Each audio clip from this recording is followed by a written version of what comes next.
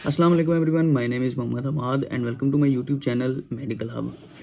आज की वीडियो में हम राइजिक के बारे में डिस्कस करेंगे, जो कि बहुत ही कॉमन मेडिसिन है, जो हम आमतौर पर स्टमक के, इंटेस्टाइन के किसी भी प्रॉब्लम के, के लिए हम इसे इस्तेमाल कर सकते हैं। इसके अलावा ये 20 और 40 mg में मार्केट में अवेलेबल है। इसके अगर हम यूजेस के बारे में बात करें तो इसे हम गर्ड की कंडीशन में इस्तेमाल कर सकते हैं। गर्ड की कंडीशन एक ऐसी कंडीशन है, इसमें क्या होता है कि हमारे जो मैदे में जो एसिड बनता है वो ऊपर की तरफ आता है हमारे खुराक की नाली में, हमारी खुराक की नाली में आता है, जिसकी वजह से हमें खट्टी खट्टी डिकारें आती हैं और इसके अलावा हमें सीने में बहुत ज़्यादा जलन होती है। तो इस कंडीशन में हम इसे इस्तेमाल कर सकते हैं।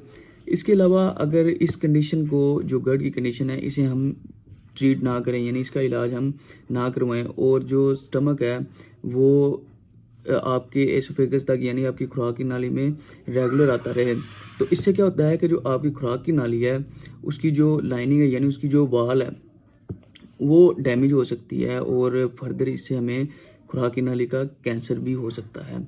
तो किसी को भी अगर गर्ड की कंडीशन हो तो वो इसका जल्दी इलाज करवाए। इसके अलावा इसे हम गैस्ट्रो और ड्यूडेनल अल्सर में भी इस्तेमाल कर सकते हैं। यानी अगर हमें मैदे का अल्सर है तो हम मैदे के अल्सर में, अल्सर बेसिकली होता क्या है कि हमारे मैदे में ज़ख़म हो जाते हैं, जिसे हम अल्सर कहते हैं। तो अगर हम अल्सर की कंडीशन है, यानी मैदे में ज़ख़म हो गए हैं या हमारी जो छोटी आंत है उसमें ज़ख़म हो गए हैं, तो उस कंडीशन में भी हम इसे इस्तेमाल कर सकते हैं। इसके अलावा डिस्पेप्सिया की कंडीशन, यानी डिस्पेप्सिया में क्या होता है कि हमें पेट में बहुत ज़्यादा दर्द होता है और हमें ऐसा लगता है, अगर हम खाना खाते हैं तो हमें ऐसा लगता है कि हमारा पेट जो है वो फूल है। यानी अगर खाना शुरू करते हैं तो हमें ऐसी फीलिंग आती है कि हमारा जो पेट है वो फुल है। तो इस कंडीशन में हम इसे इस्तेमाल कर सकते हैं। इसके अलावा अगर हम कोई भी non steroidal anti inflammatory drug use कर रहे हैं, जैसा कि हम डिस्प्रिन यूज़ कर रहे हैं या सिनफ्लिक्स यूज़ कर रहे हैं, जिसका जो जेनेरिक नेम है वो है नेप्रोक्सिन सोडियम, या हम पैनाडोल यूज़ कर रहे हैं। इसके अलावा बहुत ही कॉमन मेडिसिन जो डिक्लोरोन हम यूज़ कर रहे हैं। तो अगर हम रेगुलर इस टैबलेट को यूज़ कर रहे हैं तो उसकी वजह से क्या होता है कि हमारा जो स्टमक है वो अपसेट हो जाता है, हमें अल्सर भी हो जाता है इससे। तो इसमें, इस कंडीशन में क्या होता है कि हम इसके साथ साथ जो है वो ओमेप्राजोल को इस्तेमाल करते हैं। अगर हम इसके ट्रीटमेंट की बात करें या इसके डोज की बात करें कि कितनी डोज जो है हमें इसकी लेनी चाहिए, तो हर कंडीशन में इसकी डोज जो है वो अलग अलग है।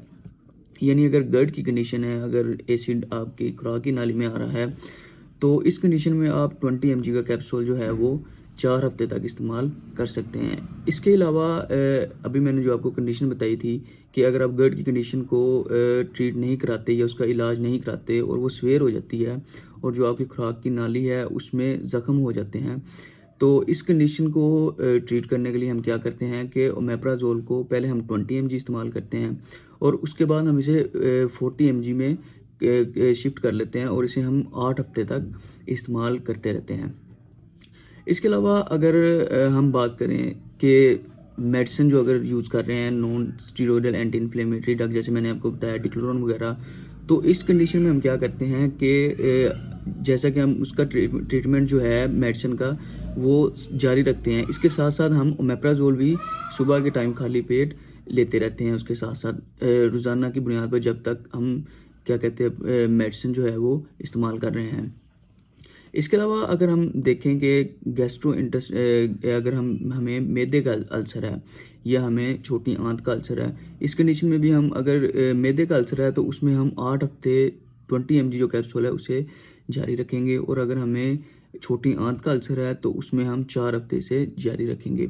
और एक बात मैं आपको बताता चलूँ कि जो ओमेप्राजोल है, यानी जो राइजिक है, इसे हम खाली पेट इस्तेमाल करते हैं खाना खाने से पहले। और अगर अल्सर की जो कंडीशन है ये बहुत ज़्यादा सीवियर हो जाए, यानी बहुत ज़्यादा हैवी हो गई है, तो इस कंडीशन में हम क्या करते हैं कि हम जो है वो 40 mg का भी इस्तेमाल कर सकते हैं 8 हफ्तों तक।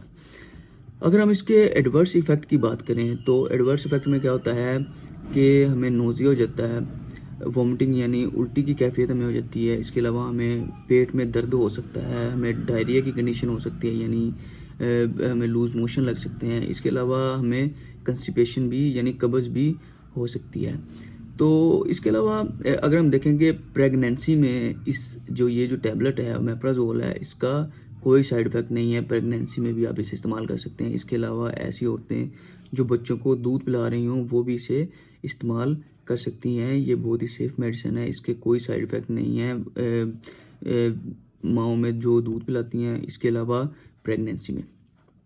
ये थी आज की वीडियो, इंशाल्लाह आपको पसंद आई होगी। नेक्स्ट वीडियो में मुलाकात होगी। अल्लाह हाफ़िज़।